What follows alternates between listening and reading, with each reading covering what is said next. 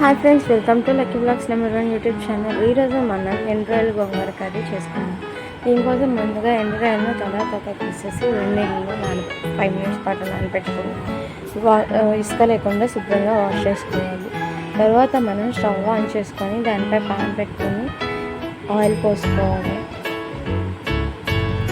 ఇలా ఆయిల్ పోసుకున్న తర్వాత ముందుగా కట్ చేసి పెట్టుకున్న ఆనియన్, పచ్చిమిర్చిని ముక్కలను వేసుకొని కొద్దిగా సాల్ట్ వేసుకొని మగ్గించుకోవాలి.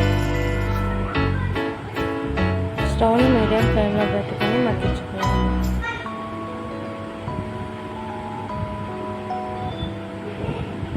ఇలా మగ్గిన తర్వాత దానిలో కొద్దిగా పసుపుని వేసుకోవాలి.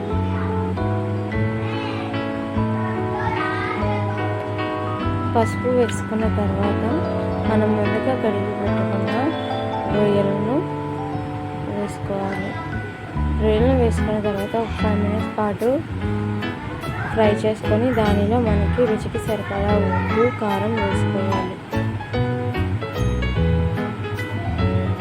ఇలా వేసుకుని 2 మినిట్స్ పాటు మగ్గిన తర్వాత దానిలో ముందుగా వాష్ చేసి పెట్టుకున్న గోంగూరను వేసుకొని మూత పెట్టుకొని మీడియం ఫ్లేమ్లో నీరు లేకుండా ఆయిల్ పైకి తేలేలా ఉడికించుకోవాలి. అంతే ఫ్రెండ్స్, గోంగూర రొయ్యల కర్రీ రెడీ అయిందంటే. Please like, share, subscribe to my channel.